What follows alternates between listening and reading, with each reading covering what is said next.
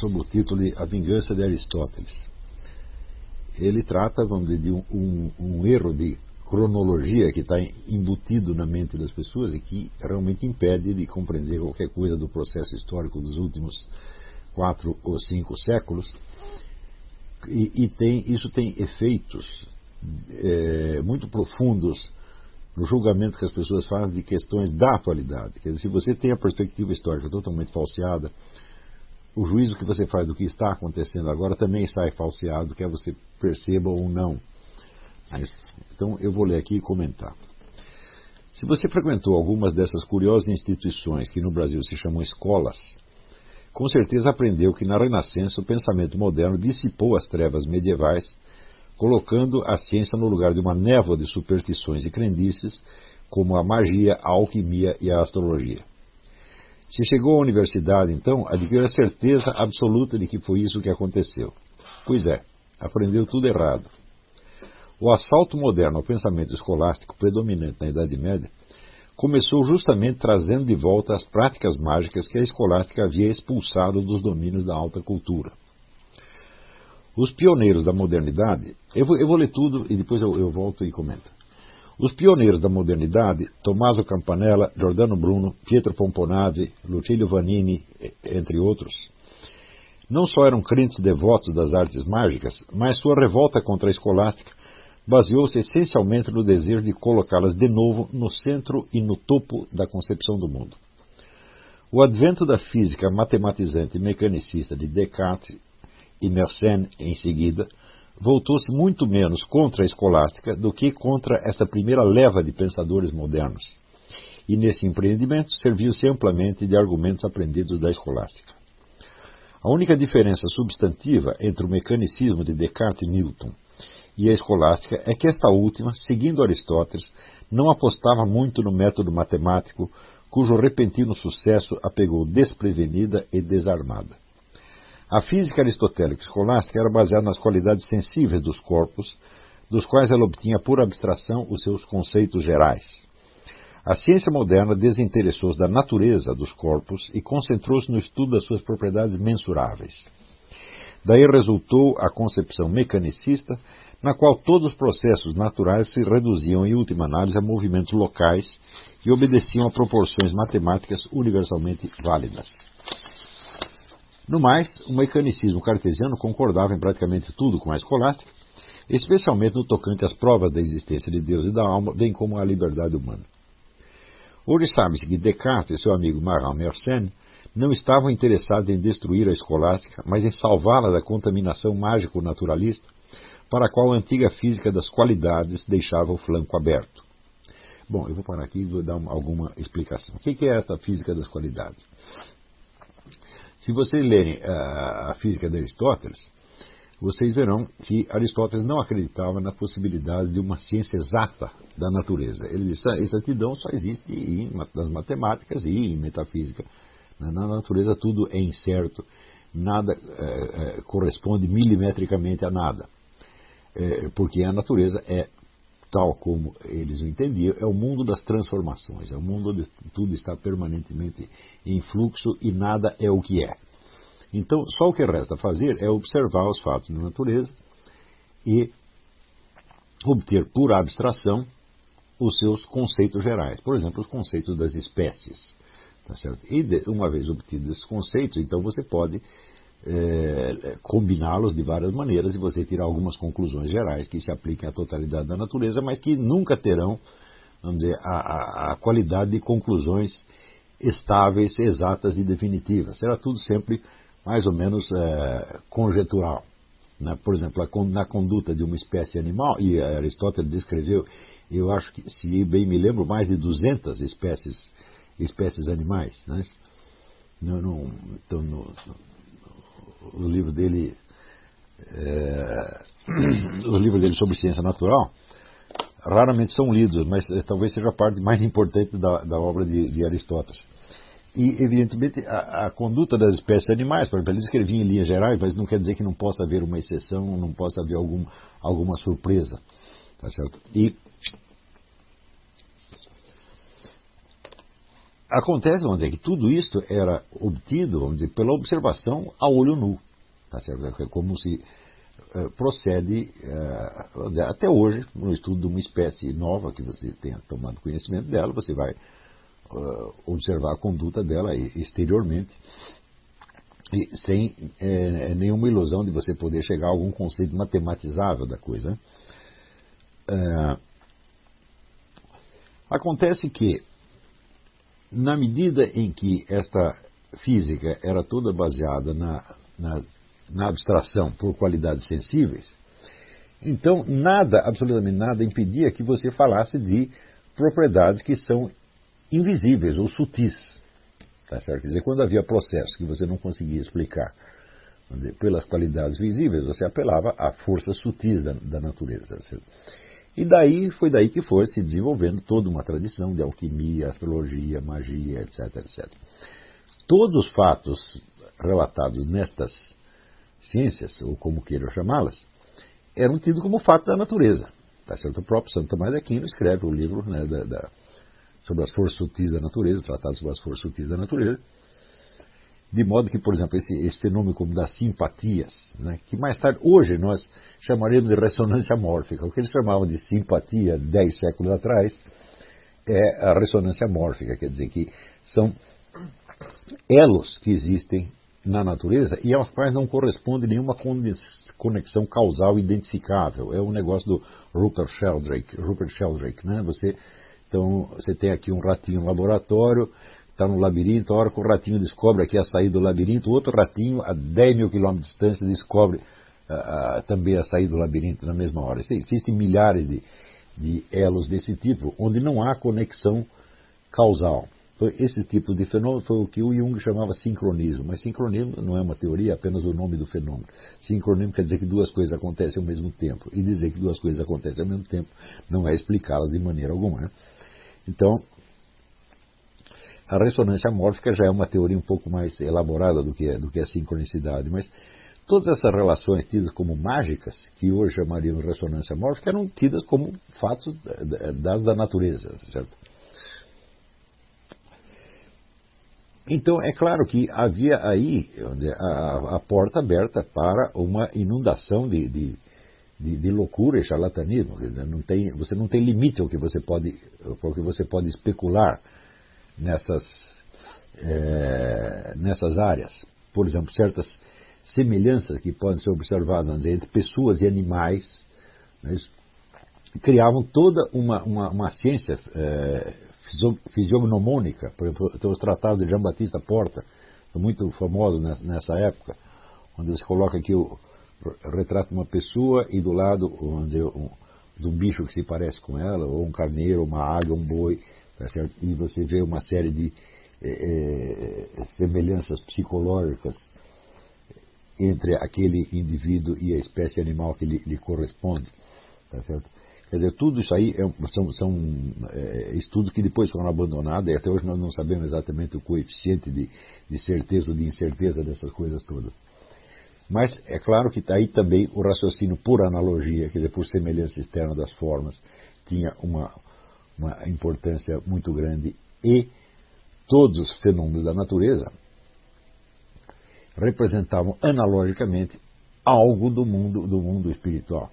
Ora, aí a floresta das analogias não acaba mais. Você pode fazer analogia entre tudo e qualquer coisa, tá certo? E das analogias algumas vão corresponder a elos objetivos e outras não, tá certo? Então, muito falta para que a gente possa dizer que todo este universo já foi desbastado, tá certo?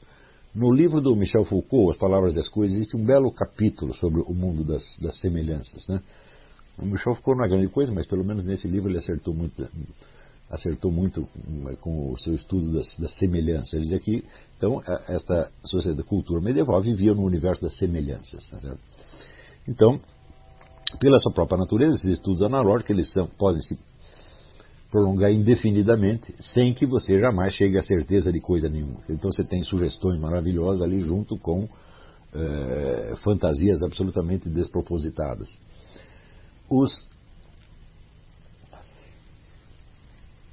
os escolásticos, então, como eles aprimoraram muito a ciência da lógica, eles foram mais ou menos desbastando esse universo das analogias, mas não o recusavam de maneira alguma, mesmo porque sem analogia não é possível você fazer a interpretação bíblica, né? Então, aqueles vários níveis de significado do texto bíblico que o Dante tão magistralmente descreve, eram a base de uma boa parte do ensino na época. Então, os escolásticos aceitavam a existência desses fenômenos, tá certo? Mas, quando daí se começavam a tirar consequências de tipo divinatório, isto é, por exemplo, você discernir o destino de uma pessoa pela direção do voo de um pássaro, tá certo? Ou pelo exame das entranhas de um animal, ou pelas folhas de chá, ou pela posição dos astros, eles já rejeitavam essa parte, porque aí a coisa entrava realmente no terreno das práticas mágicas pagãs que eles rejeitavam. Então, isso aí é comum em todos os escolásticos, aliás, não só os escolásticos, nós temos a patrística também, o próprio Santo Agostinho, ele aceita, por exemplo, a existência de alguma correlação entre os fenômenos terrestres, fenômenos da vida humana e a posição dos astros no céu, mas ele não aceita a astrologia como prática divinatória. Então, isso aí é a atitude mais ou menos de todos eles. Na Suma contra os Gentios, o raciocínio de Santo Tomás de Aquino é muito simples. Ele diz: Deus move os corpos inferiores pelos corpos superiores. Então, é impossível que não haja alguma relação entre, por exemplo, a anatomofisiologia humana e a posição dos astros no céu. Tá certo? Porém, existe o outro fator, que é a liberdade humana e também a operação da inteligência humana, que é sustentada pelo Espírito Santo, e nem a inteligência e nem a vontade são determinadas nem pelos atos e nem por qualquer outro fator natural. Tá certo? Porém, existe a conformação dos corpos. Tá certo? E como a inteligência humana não opera diretamente, mas tem que operar através dos órgãos dos sentidos, então, diz ele, é impossível que alguma limitação à inteligência e à vontade não provenha desses fatores naturais. Então, os escolásticos têm muito essa preocupação, onde por um lado, conservar a ideia das analogias e, portanto, a ideia do simbolismo natural, mas isolá-las das suas aplicações divinatórias, rituais, mágico-ocultistas, etc, etc.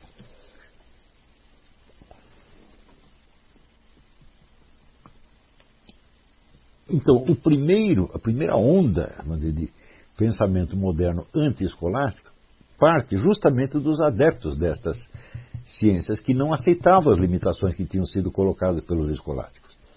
Então você vê, toda essa primeira geração, na verdade não são gerações, as coisas não se sucedem exatamente umas às outras. Eu fiz uma lista aqui da cronologia da época, e daqui a pouco eu vou ler, e vocês vão ver como as coisas se encavalam um pouco. Tá certo? Mas, quando você vê, por exemplo, Tommaso Campanella era famoso como astrólogo. Ele ia nas cortes e lia os horóscopos das duquesas e dos reis e fazia um sucesso engraçado.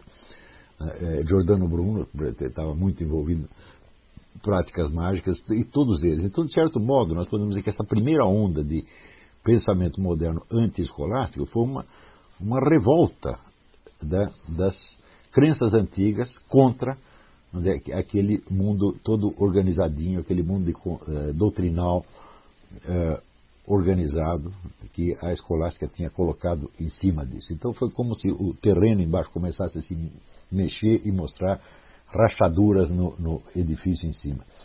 Quando você chega ali no século XVI, então a onda de ocultismo, magia, alquimia, astrologia é um negócio absolutamente irrefreável, como nunca antes tinha havido na história. Tá certo?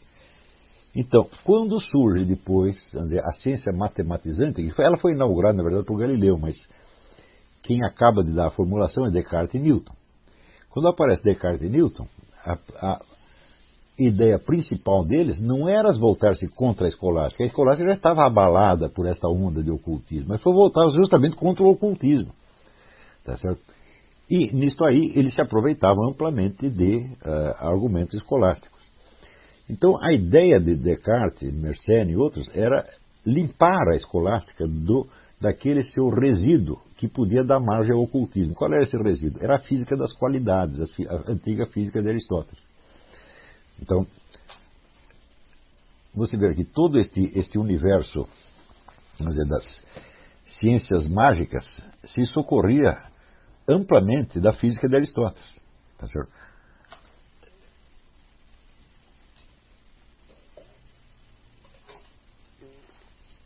Então, Descartes e outros acharam que tinham que inaugurar um outro tipo de física que fechasse a porta a essa contaminação ocultista e mágica de uma vez por todas, tá certo? Então, a proposta deles foi muito simples, quer dizer, nós não vamos mais tentar responder o que as coisas são. Nós, quando olhamos as espécies animais, nós não vamos tentar obter o seu conceito, nós vamos fazer, com todos os fenômenos da natureza, nós vamos observar apenas os seus aspectos mensuráveis e matematizáveis. Ou seja, a noção do quid, do o quê, do conceito, foi completamente abandonada. Tá certo? Com isso, obtinha-se a visão da natureza como um conjunto de fenômenos articulados matematicamente e totalmente independente da subjetividade humana. São leis matemáticas que funcionam independentemente da nossa vontade e que determinam o curso dos acontecimentos. Então isso quer dizer que toda aquela zona indecisa entre o que era a natureza e o que era o psiquismo humano, tá certo? E esta indecisão era praticamente, esta mistura era praticamente inevitável na física antiga medieval. Tudo isso é repentinamente eliminado e só o que se aceita como realidade objetiva é aquilo que foi medido. Bom, isso aí, é claro, cria um problema que aparecerá e se tornará consciente muito mais tarde. Não existe coisa mais subjetiva do que a medida, porque a medida é você medir uma coisa por outra, tá certo? E é você que escolhe essa outra, tá certo? Então, a medida também, vamos dizer, ela faz parte da razão humana e não, vamos dizer, da natureza em si mesma, tá certo? É o ser humano que mede, né? Então, todo esse sistema de medidas então, é projetado pelo ser humano na natureza e, em seguida, essa natureza mensurável, que foi toda criada e calculada pelo ser humano, ela passa a ser a realidade objetiva. Então, o que havia de mais subjetivo se torna o objetivo.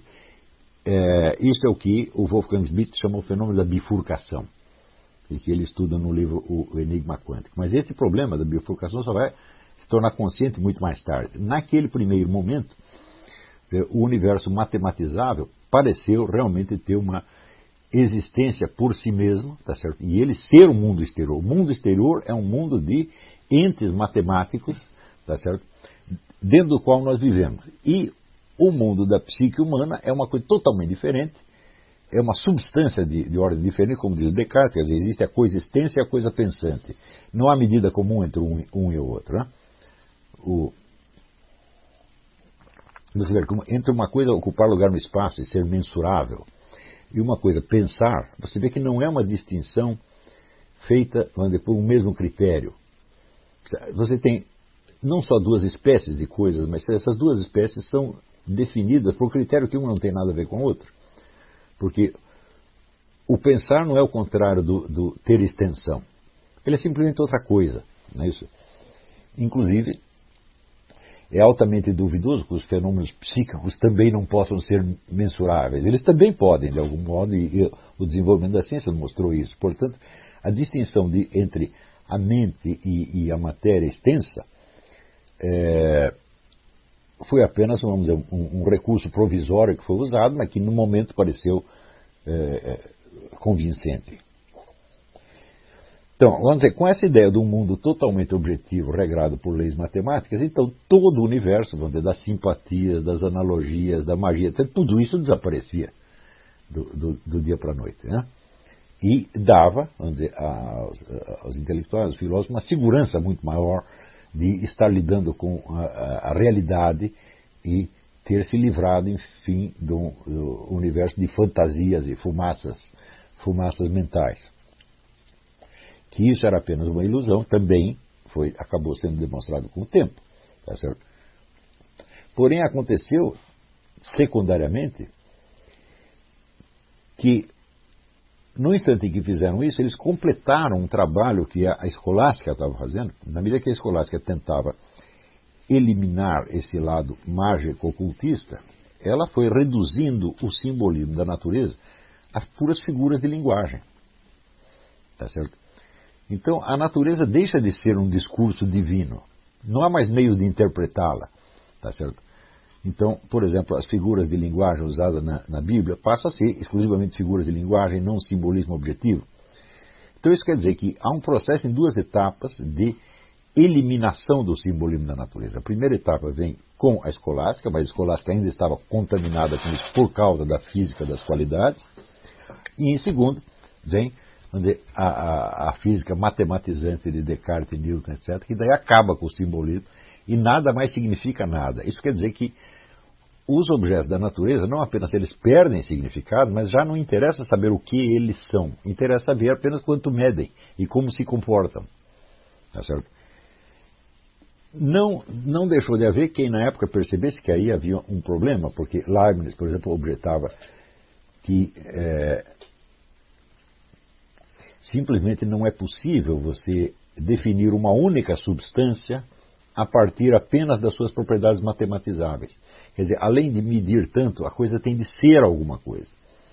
Tá certo? Então, Leibniz foi contra a eliminação completa da física aristotélica por causa disso. Ele disse, bom, nós vamos viver aqui num mundo onde as coisas têm medida, mas não sabemos o que elas são. E, evidentemente, elas têm que ser alguma coisa para poder ser medidas. Né? Então, essa objeção, evidentemente, na época entrou por aqui e saiu por aqui. Estava todo mundo tão entusiasmado com o óbvio sucesso da nova física matematizante, que permitia fazer previsões muito exatas de coisas que iam acontecer. Né?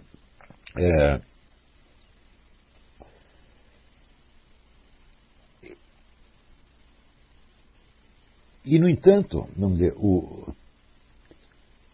o desenvolvimento posterior das coisas trouxe muitas surpresas. Eu vou continuar lendo aqui. Bom, eu vou voltar um pouquinho. Hoje sabe-se que Descartes e seu amigo Marin Mersenne não estavam interessados em destruir a escolástica, mas em salvá-la da contaminação mágico-naturalista, para a qual a antiga física das qualidades deixava o flanco aberto. Eu vou dar uma olhada aqui nessa falar um pouco dessa cronologia, para você ver como as coisas se encavalaram. Então, a primeira figura notável é Pietro Pomponazzi, tá certo? Que era, evidentemente, um crente na magia, essas coisas, que nasce em 1462. Giordano Bruno nasce quase 80 anos depois, em 1548, e ainda é, então, um porta-voz desse universo mágico. Mas já em 1561, quer dizer, 13 anos depois de Giordano Bruno, nasce Francis Bacon. Francis Bacon, então, propõe, né, o método experimental. Só que ele formula de maneira tão confusa que é impossível praticar o método experimental tal como Bacon o formula. E mais ainda, embora ele fosse um proponente do método experimental, ele não sabia aplicá-lo. Então, as observações científicas de Bacon são praticamente todas só bobagem.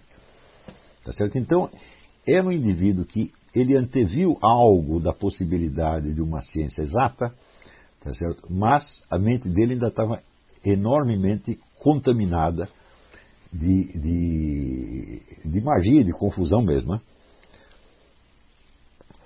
Então, o primeiro neguinho que acerta alguma coisa no sentido matematizante é Galileu.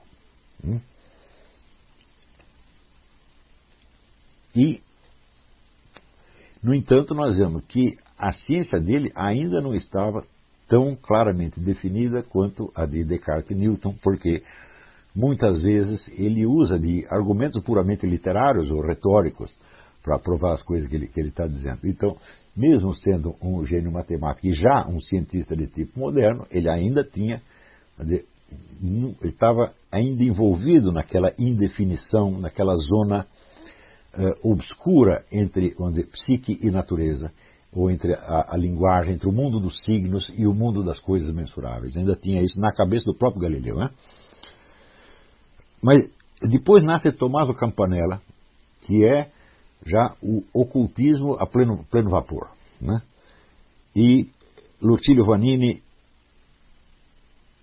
e podemos dizer, Lucilio Vanini talvez nascido em 1585, talvez tenha sido o último desta série. Se bem que logo, na Inglaterra aparece, e tudo isso aqui é na Itália, né? Na Inglaterra aparece John Lilly, que foi uma das figuras mais importantes da Renascença e que, com a sua cosmovisão astrológica, dominou praticamente todo o universo intelectual da época e teve uma influência muito grande no próprio governo inglês, né, na época.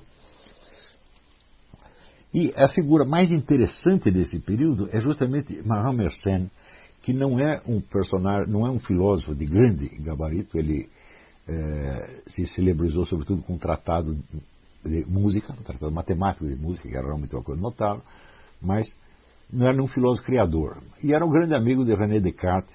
E o Mersenne, ele entra para a história porque ele gostava de aproximar os cientistas, os sábios. Tudo que ele ouvia de um, ele contava para o outro, provocando às vezes discussões enormes, e até coisas que eles desejariam manter mais discreto, ele divulgava tudo e forçou o surgimento de uma discussão científica enorme. Descartes só veio a publicar suas coisas por causa do Mersenne. E vejam que em alguns escritos do Mersenne, tudo aquilo que está no discurso do método Descartes já estava dito por Mersenne, né? E Mersenne é o primeiro que toma partido radicalmente a favor do mecanicismo e rejeitando todo o universo das analogias, das semelhanças, etc. Vamos dizer, ele é o primeiro mecanicista de estrita observância. Era muito mais mecanicista do que Galileu, por exemplo. E é ele o grande responsável pelo sucesso do mecanicismo. O segundo grande responsável apareceu muito mais tarde, que foi Voltaire. Voltaire nasce em 1694, quando ele escreve o livro Elementos da Física de Newton, da filosofia de Newton, que faz um sucesso enorme e transforma praticamente a Europa inteira em mecanicista. Todo mundo aí aderiu ao mecanicismo, então podemos dizer que o universo mágico analógico aí já tinha acabado completamente. Em 1588 nasce Thomas Hobbes, esse é um mecanicista estrito também. Depois René Descartes e Newton, 1643, que é a formulação mais genial e mais completa do mecanicismo.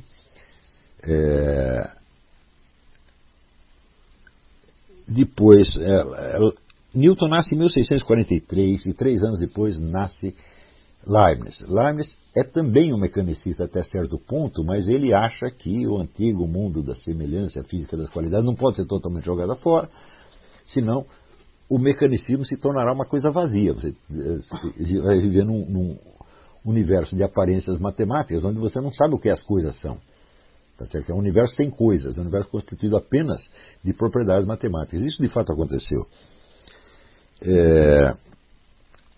Porém, a esta altura, quando você chega ali no século XVIII, praticamente o mecanicismo é a única tradição filosófica vivente, e os próprios escolásticos, sobretudo o pessoal que era realmente do clero, eles começam a ensinar a escolástica já numa versão nova, marcada pelo mecanicismo cartesiano. Ou seja, a proposta de Descartes de você salvar a escolástica, expelindo dela os elementos da física antiga e, portanto, descontaminando-a de toda a proximidade com o universo mágico, foi aceito por essa gente e, de certo modo, Descartes se torna o chefe da escolástica, sobretudo nos seminários franceses, durante todo o século XVIII. O que se ensina é a filosofia de Descartes. Então, Os problemas internos que tinha no mecanicismo só foram aparecer muito mais tarde. Quer dizer, aquilo que Leibniz havia anunciado, falou, olha, vocês esvaziaram o mundo de todas as coisas. Quer dizer, as medições não bastam, nós temos que ter alguma ideia da substância. Quer dizer, a antiga noção, por exemplo, da forma substancial tem que ser restaurada. O que é forma substancial? Quer dizer, quando você percebe uma coisa, você capta uma aparência sensível, essa aparência sensível se grava na sua memória como um esquema fático, um esquema do fato, tá certo? E desse esquema do fato você abstrai, você obtém por abstração os elementos que são constantes e definidores daquele ente, né? Separando dos elementos acidentais e variáveis, né? Então esse é o processo abstrativo segundo Aristóteles. Ora, as quantidades são somente um dos aspectos que você abstrai nesse percurso.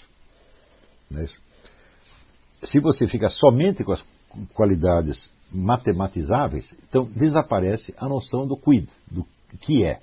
Tá certo? E, de fato, você vê que toda a ciência moderna não pode nos dizer o que é coisa nenhuma, só de como as coisas se comportam, tá certo? Na medida em que aquilo seja matematizável. Eu vou te dar um exemplo, por exemplo, os testes de QI. Os testes de QI podem medir a sua inteligência sem saber dizer o que é inteligência.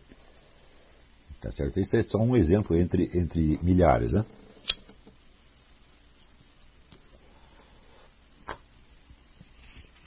Então, vou continuar lendo aqui. O mundo, porém, dá voltas. Aristóteles não levava a sério o método matemático porque não acreditava que nada na natureza se conformasse exatamente a qualquer medição ou regularidade inflexível. Para ele, o método certo para o estudo da natureza era a dialética, que não leva a conclusões lógicas perfeitas e acabadas, mas somente a probabilidade razoável. Ora, o que é a dialética? A dialética é confrontação de hipóteses. O que é confrontação de hipóteses? É o método científico. O método científico não passa disso. Você vai confrontar hipóteses para ver qual daquelas se realiza na realidade dos fatos. Não é isso? Então, no que diz respeito à sua lógica interna, a dialética de Aristóteles era um método científico. Só faltava uma coisa nela, o método matemático, no qual ele não acreditava. Mas por que ele não acreditava?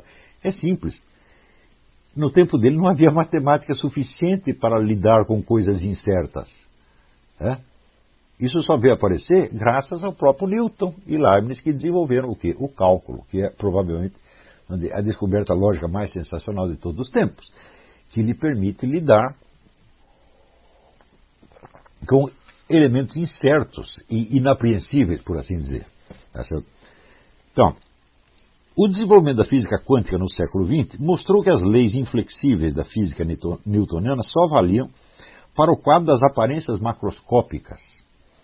Ou seja, todo aquele mundo constituído de relações matemáticas exatas, tal como Newton havia descrito, correspondia somente, vamos dizer, a uma casca, a uma aparência do mundo. Quer dizer, a aparência que era comproporcional à percepção humana. Se você fosse mais fundo na estrutura da matéria, você viu que aquelas leis de Newton já não se aplicavam mais. A coisa deixava de ser, vamos dizer, mecanicamente exata e entrava no reino do quê? Da incerteza e da probabilidade. Então, isso quer dizer, acabaram confirmando o que Aristóteles dizia. Ou seja, só existia exatidão matemática numa certa faixa ou numa superfície da natureza que era comproporcional à capacidade de percepção humana. Se você fosse para o mundo do enormemente grande, do enormemente pequeno, isso aí desaparecia e você caía exatamente no mundo da inexatidão ou da incerteza, como dizia o próprio Aristóteles. O desenvolvimento da física quântica no século XX mostrou que as leis inflexíveis da física newtoniana só valiam para o quadro das aparências macroscópicas, mas que a matéria, na sua constituição mais íntima, admitia irregularidades e imprevistos que só podiam ser apreendidos numa ótica probabilística. Tá certo? Então, isso é o mesmo que dizer, o método da física quântica é o mesmo método de Aristóteles, exatamente o mesmo, tá certo? Só que reforçado por recursos matemáticos que Aristóteles nem podia imaginar no seu tempo, né? Então, eu vou te dar um exemplo. Você está dirigindo o seu carro e daí tem uma placa lá, stop. E você vai diminuindo a marcha do carro, diminuindo, e parece que parou. Mas daí abriu o sinal, você continua andando. E daí chegou o polícia para você e diz, você não parou. E você diz, eu parei. Ele diz, não, você apenas diminuiu a sua velocidade, mas você não parou completamente. Você estava andando ali assim, 1 milímetro por hora. No tempo de Aristóteles não havia meio de calcular isso, mas a invenção do cálculo por Newton Leibniz permitiu chegar a esses requintes, tá certo? Então, todo o método da física quântica é o método dialético de Aristóteles, fortalecido por instrumentos matemáticos que o coitado Aristóteles nem poderia de longe ter imaginado. Então, é o método de Aristóteles e não o de Bacon, Galileu e Descartes. Embora, é claro que sem a descrição do universo macroscópico feita matematicamente por Galileu, Newton e pelo próprio Descartes, a descoberta dessa outra faixa mais profunda, onde reina a incerteza e o probabilismo, seria impossível. Tá certo? Então, primeiro foi preciso criar, vamos dizer, a descrição macroscópica do mundo, que é matematicamente exata, para depois se descobrir embaixo dela uma outra faixa mais profunda, onde as coisas não se passam dessa maneira. De modo que a física de Newton ela nunca foi superada. Ela continua vigorando. Quer dizer, o universo das aparências macroscópicas continua funcionando como Newton diz que funcionava. Só que ele não é a realidade da matéria. Ele é apenas um sistema de proporções entre a percepção humana e o universo exterior. Tá certo? Quando você entra naquelas faixas que a percepção humana não capta, mas que estão lá, então vigora o probabilismo. Então, da física newtoniana surge, dizer, como último rebento da física newtoniana, surge a teoria da relatividade de Einstein. E nós sabemos que até hoje o pessoal não conseguiu articular direito o relativismo de Einstein com a física quântica. Quer dizer, Einstein odiava a física quântica. Foi aquela famosa frase dele, Deus não joga dados com o universo. Parece que joga assim. Então ele quer dizer que tudo deveria obedecer às leis matemáticas inflexíveis e eternas. E infelizmente, os experimentos da física quântica, repetidos milhões de vezes, provaram que a coisa não é assim. E que não somente existe essa variabilidade e imprevisibilidade, mas existe a interferência do observador. Quer dizer, certos fenômenos que só se verificam quando tem alguém olhando. Isso aí foi comprovado milhões de vezes também pela física quântica. Então, até hoje nós vivemos no mundo da dupla realidade. Existe a realidade macroscópica, que funciona mais ou menos como Newton disse, com os acréscimos e aperfeiçoamentos que lhe foram dados por Einstein, e existe o outro mundo da física quântica, onde tudo funciona de uma outra maneira. O grande sonho dos físicos é chegar à teoria unificada, quer dizer, articular uma coisa com outra. Eu não sei como eles poderiam fazer isso e eles também não sabem. Então, este é o ponto em que nós estamos hoje. Nós estamos no mundo da dupla verdade. Você tem uma verdade macroscópica, outra microscópica, e ninguém sabe como uma se articula com a outra. Então, Aristóteles, portanto, não estava realmente errado. Apenas ele não tinha os instrumentos matemáticos para expressar numa linguagem quantitativa a sua noção de um universo probabilístico. Esses instrumentos, por ironia, vieram a ser criados justamente pela ciência moderna que desbancou temporariamente a física aristotélica. Quer dizer, quem acabou com a física das qualidades? Foi Descartes e Newton. E quem inventou o cálculo? Foi Newton. Junto, mais ou menos contemporaneamente a Leibniz. Né? Então, na mesma hora em que Newton estava desbancando essa física medieval, ele estava criando um instrumento matemático que iria mais tarde restaurá-la. É claro que hoje em dia a média dos profissionais da área científica não tem ideia dessa história. Então, se você chegar para um professor da USP, por exemplo, e disser, olha, a física que você está praticando, ela não é newtoniana, ela é aristotélica. Ele não vai saber, ele vai achar que você está completamente louco. Tá certo? Porque, vamos dizer, não faz parte da formação científica o sujeito conhecer a história do desenvolvimento da ciência que ele está praticando. Então, frequentemente, esses camaradas, eles serram o galho onde estão sentados, porque eles não sabem de onde as coisas saíram. Claro que pode haver uma outra faculdade onde isso seja realmente ensinado com a atenção que merece. Mas o fato é que para o indivíduo praticar uma ciência de maneira profissionalmente idônea, ele não precisa saber a história daquela ciência. Porque a história será composta de vários erros que foram abandonados, e isso aí já não interessa mais. Então ele vai pegar a ciência no seu estado atual e pronto. Quer dizer, não vai saber situar aquilo historicamente.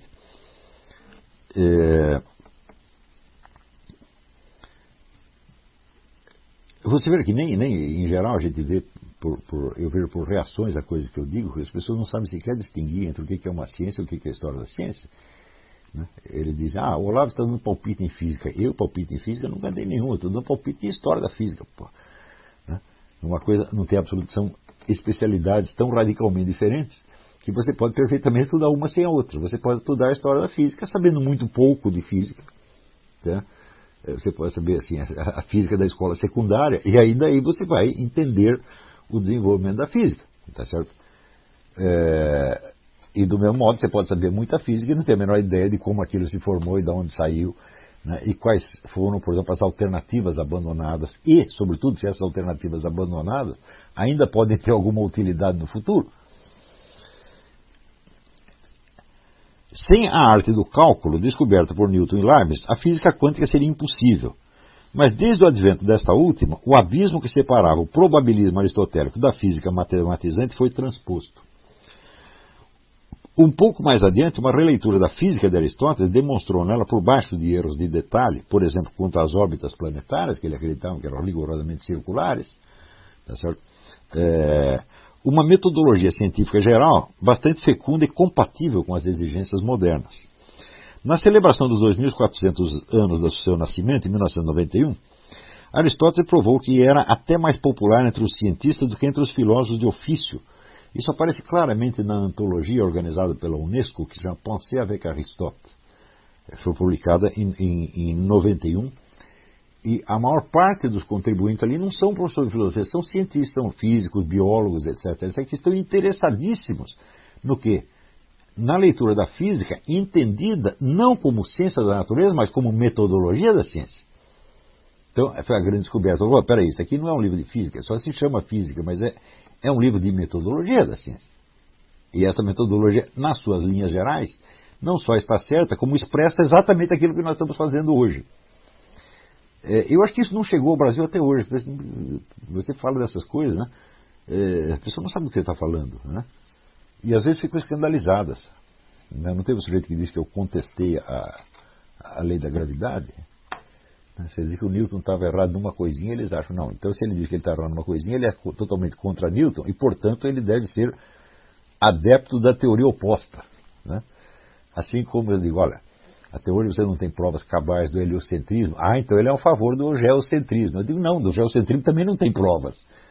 Eu digo, questão da teoria da evolução. Eu digo, olha, não há provas cabais da teoria da evolução, como não há provas cabais do design inteligente. Mas se você ouve só a primeira parte da frase, você vai dizer, se ele é contra o evolucionismo, então ele é a favor do design inteligente, etc, etc. Para mim, de tudo que eu estudei até hoje, eu vejo que não vai haver provas cabais disso nunca na vida. Quer dizer, o número de fatos que seria preciso levar em conta para você provar ou a evolução ou o design inteligente, ou qualquer articulação entre as duas, é praticamente ilimitado.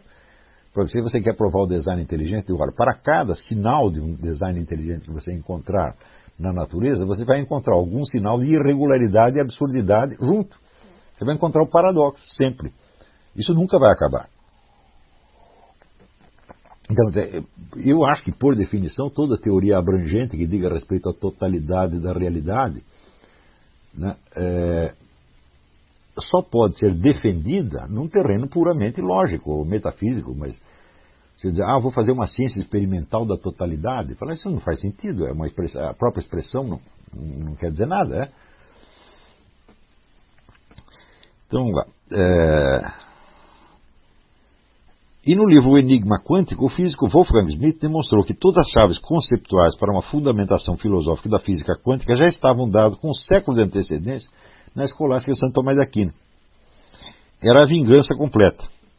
Não há um só historiador da ciência hoje em dia que ignore que foi exatamente assim que as coisas se passaram. Mas nas universidades brasileiras parece que essas novidades velhas de meio século ainda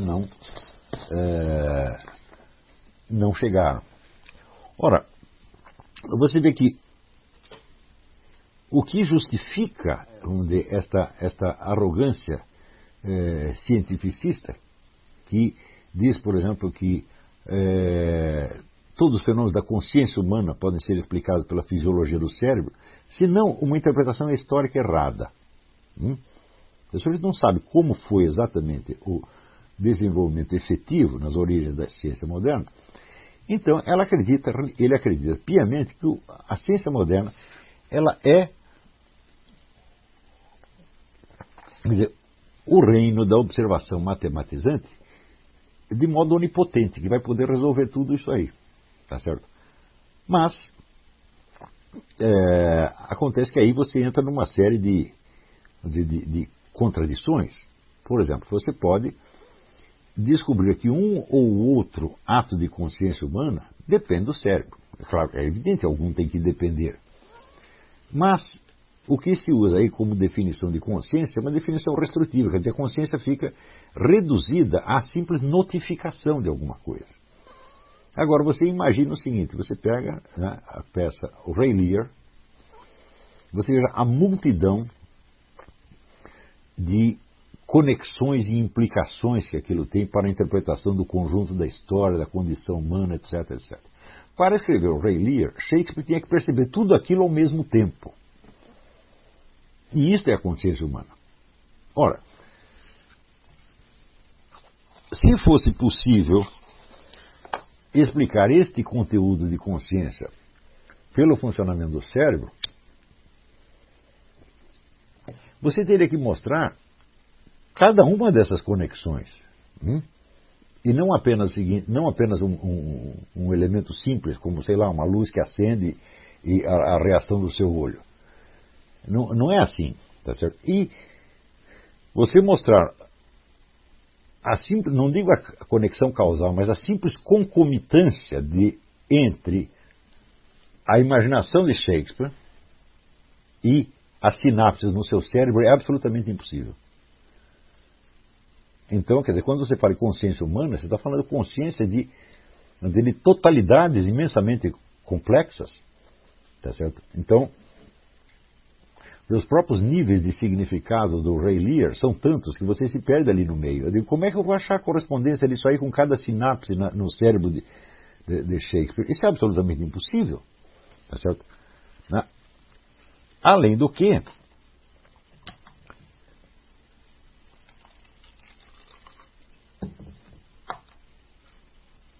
toda e qualquer tentativa de reduzir a consciência a reações que se operam dentro do cérebro apaga uma noção mais simples, uma noção de veracidade.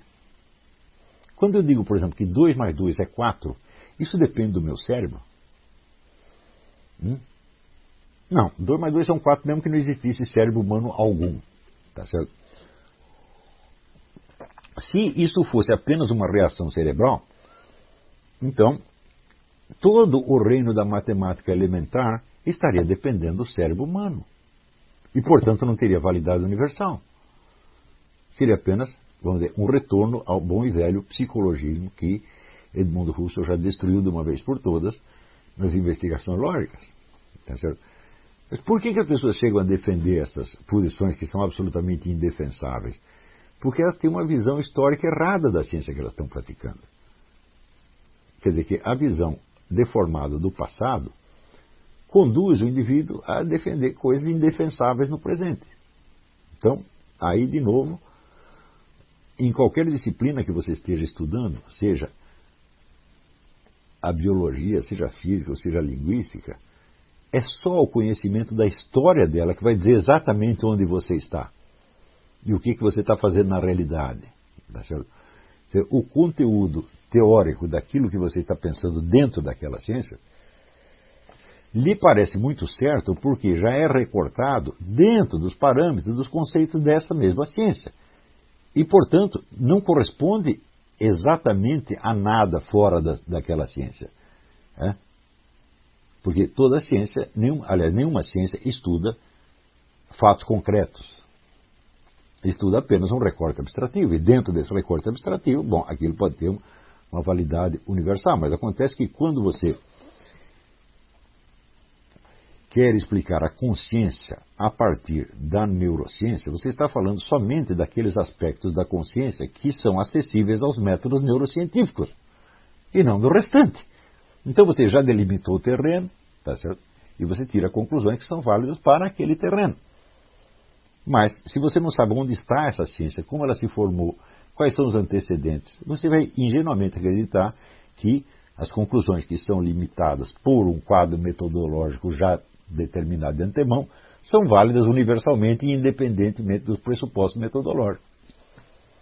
E daí você vai esquecer, vamos dizer, um dos fenômenos mais frequentes na história das ciências, que é o seguinte: você, para dar um passo no avanço de uma ciência, você aceita determinados pressupostos metodológicos, você cria um quadro metodológico. Em seguida, o próprio desenvolvimento dessa ciência, a acumulação de conhecimento da ciência, encobre esse quadro metodológico e você acaba tirando conclusões que vão infinitamente além dele.